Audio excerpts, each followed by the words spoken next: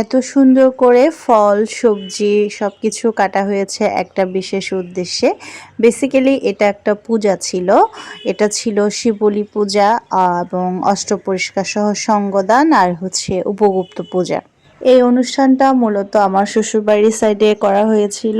আমার ভাসুর তার বাড়িতে এই সঙ্গদানটি করেছিল। যারা বৌদ্ধ ধর্মাবলম্বী তারা তো চিনবেন। এখানে আমাদের পাহাড়তলির সবচাইতে বড় ভান্তে ধর্মপ্রিয় ভান্তে উপস্থিত ছিলেন, সাথে ছিল আরো অসংখ্য অসংখ্য ভিক্ষু সংঘ।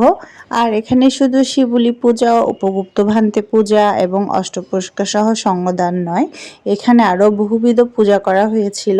আর এই পূজা এবং ধর্মসভা শেষে ভিক্ষু সংঘরা তাদের আহার গ্রহণ করবে। এরপর এখানে দেখতে পাচ্ছেন অসংখ্য পুণ্যার্থী এসেছে এই সঙ্গদানে। তারপরে হচ্ছে আমরা সবাই মিলে খাওয়া দাওয়া করলাম, কিন্তু আমি খাওয়া দাওয়ার ক্লিপসটি নিতে পারিনি। তো এই তো আমার পিচ্চের ছোট করে একটা ক্লিপস নিয়ে নিয়েছে। আমি না নিলেও সে কিন্তু ছোট ছোট ক্লিপস নেয়। এত সুন্দর করে ফলগুলো আসলে সবাই কাটতে পারে না, যারা পারে তারা অনেক গুণী।